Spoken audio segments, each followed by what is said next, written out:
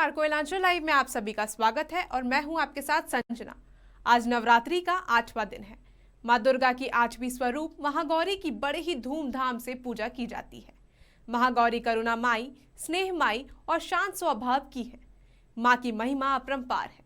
तो चलिए हम आपके लिए लेकर आए हैं हमारा खास कार्यक्रम जय माता दी।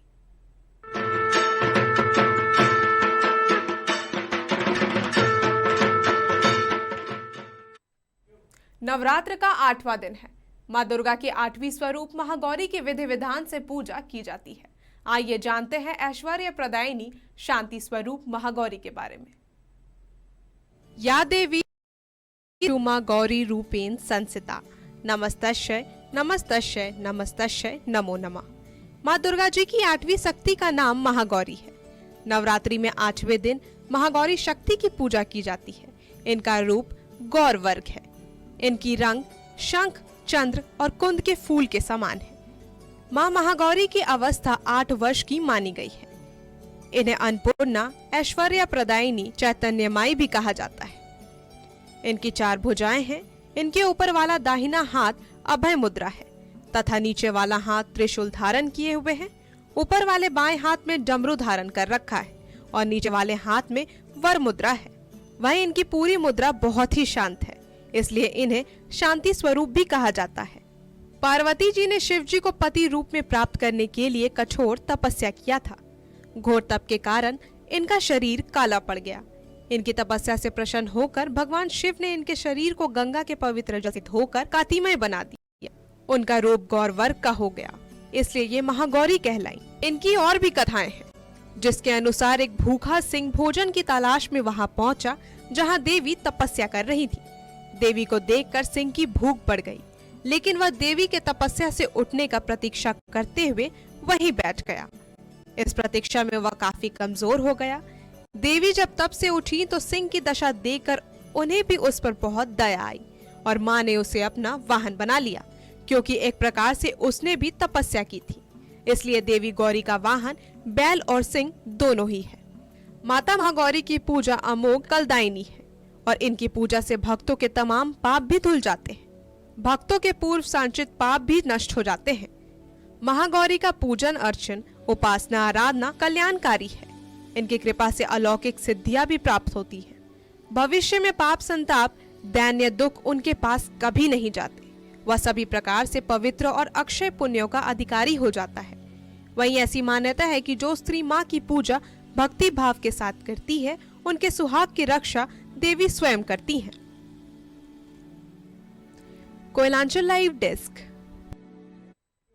हमारे खास कार्यक्रम जय माता दी में वक्त हो चला है एक छोटे से ब्रेक का। जल्द होंगे हाजिर।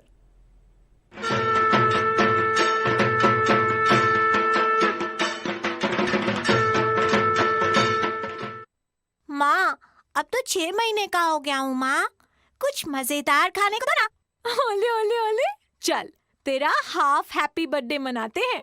खिचड़ी तुझे खिलाते हैं। अरे सभा लगी है, ध्यान से सुनना, आंखें कान खोल के सुनना, कुपोषण से ना जूझे मुन्ना। सभा लगी है, ध्यान से सुनना, सभा लगी है, सभा लगी है, सभा लगी है।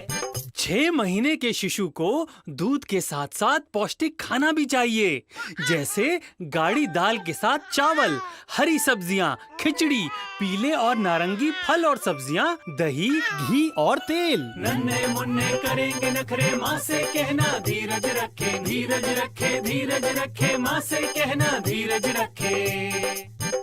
शुरू में 3 से 4 चम्मच खिलाएं। धीरे धीरे मात्रा बढ़ाएं। 1 कटोरी दिन में 2 बार खिलाएं। 7 से 8 महीने के बच्चे को 2 कटोरी, 9 से 11 महीने के बच्चे को 3 कटोरी और 12 से 24 महीने के बच्चे को 4 से 5 कटोरी खिलाएं। रोते हैं, उगलते हैं, नचाते हैं, दौड़ाते हैं, खाना देखकर ये मुंह बनाते हैं। आप ही बताएं, फिर क्या करें? अरे बच्चे की भूख के इशारे समझो। खेल कूद से बहला फुसला के खाना खिलाओ। घर के सदस्य की मदद से बच्चे को बहला के खिलाओ। पहले दूध पिलाओ, फिर खाना खिलाओ। और जब बच्चा बीमार पड़ जाए, खाना ना खाए, तब तब उन्हें ज्यादा से ज्यादा मात्रा में माँ का दूध पिलाएं और जब बच्चा ठीक हो जाए तो उसे 1 कटोरी खाना ज्यादा खिलाएं ताकि बच्चा फिर से हट्टा कट्टा तंदुरुस्त हो जाए। तभी तो सभा लगी है ध्यान से सुनना, आंखें कान खोल के सुनना, कुपोषण से ना जूझे मुन्ना। सभा लगी है ध्यान से सुनना, सभा लगी है, सभा लगी है, सभा लगी है। और ब्रेक के बाद आप सभी का एक बार फिर से स्वागत है। नवरात्रि में हर दिन एक विशेष चक्र को जागृत किया जाता है जिससे साधक को विशेष प्रकार की ऊर्जा प्राप्त होती है। वहीं महागौरी की पूजा से साधक को सोम चक्र जागृत होता है। आइए जानते हैं सोम चक्र के बारे में। नवरात्रि के अष्टमी के दिन माता महागौरी की पूजा की जाती है। इस दिन शरीर के सोम चक्र को जागृत करने का दिन है। महागौरी की आराधना से सोम चक्र जागृत हो जाता है और इस चक्र से संबंधित सभी शक्तियां साधक को प्राप्त हो जाती हैं। ये वास्तव में सोम चक्र न होकर नाड़ी है।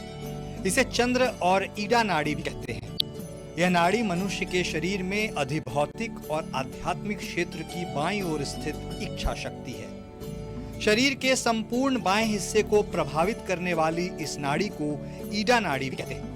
यही नाड़ी भूतकालीन स्मृतियों को सचेतन करती है जिसके कारण क्रिया करने में आसानी होती है। जब तक यह शक्ति कार्यरत रहती है तब तक मनुष्य में जीवन जीने की अभिलाषा रहती है।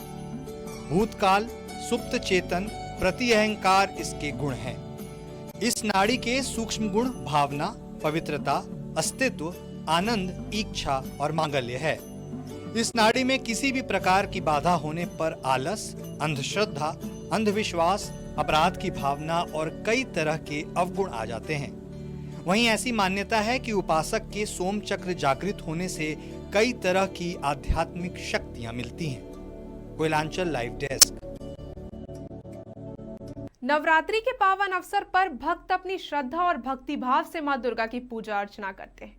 लेकिन कुछ ऐसे भी माता के भक्त हैं जिनके कठिन साधना को देखकर आप भी हैरान हो जाएंगे। देखिए मां की भक्त की विशेष साधना। ये राजरप्पा का छिन्नमस्तिका मंदिर है। यहाँ नवरात्र के पावन अवसर पर बड़े ही विधि विधान से पूजा किया जाता है। यहाँ एक महिला भक्त मां की पूजा अपने खास अंदाज में कर रही हैं। वो भी अपने शरीर पर 9 कलश लेकर और 9 दिन निर्जला उपवास रखकर। इस अंदाज में पूजा करना तो हैरान करने वाला है। वही साधना करने वाली चंचला देवी के पति मुन्ना सिंह ने बताया कि 2013 से इस तरह से यह पूजा कर रही है।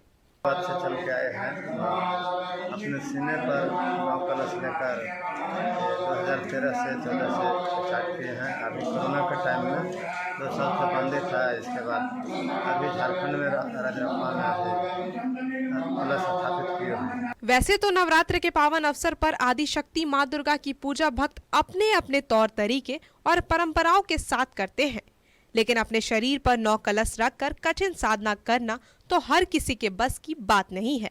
ऐसी भक्ति के आगे मेडिकल साइंस भी हैरत में पड़ जाएंगे। Koylanchal live desk. हमारे खास कार्यक्रम में आज बस इतना ही। बने रहिए कोयलांचल लाइव के साथ। जय माता दी।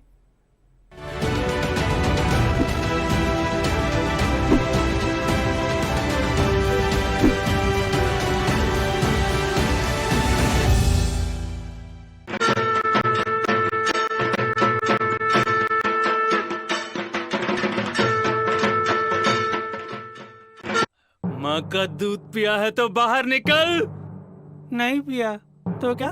सही पोषण के समझो कायदे, माँ के दूध के हैं कई फायदे, समझे? अरे सभा लगी है ध्यान से सुनना, आंखें कान खोल के सुनना, कुपोषण से ना जूझे मुन्ना। सभा लगी है ध्यान से सुनना, सभा लगी है, सभा लगी है, सभा लगी है।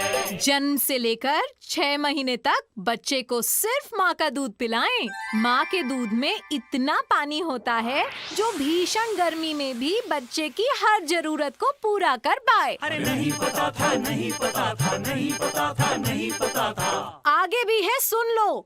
बच्चे को पहले एक स्तन से पूरा दूध पिलाएं। जब वो स्तन हल्का हो जाए तभी दूसरे स्तन पे जाएं। और हाँ, ध्यान रहे, बच्चे को दिन और रात हर 2 से 3 घंटे में या उसके मांग करने पर दूध पिलाते रहें। हाँ। नहीं पता था, नहीं पता था, नहीं पता था, नहीं पता था। पर 3 महीने के बाद क्योंकि बच्चे तेजी से बढ़ते हैं तो दूध की ज्यादा मांग करते हैं और ज्यादा रोते हैं। इसका ये मतलब नहीं है कि माँ के दूध की मात्रा बच्चे के लिए कम हो गई है। तो जब जब बच्चे को भूख लगे या वो रोए, उसे दूध पिलाते रहें। हाँ। बढ़ते बच्चे खाते पीते अच्छे बच्चे, बढ़ते बच्चे खाते पीते अच्छे बच्चे। जितना दूध वो पिएंगे उतना दूध बनता रहेगा, उतना बच्चा स्वस्थ रहेगा। हाँ, इसीलिए सभा लगी है ध्यान से सुनना, आंखें कान खोल के सुनना, कुपोषण से ना जूझे मुन्ना। सभा लगी है ध्यान से सुनना, सभा लगी है, सभा लगी है, सभा लगी है।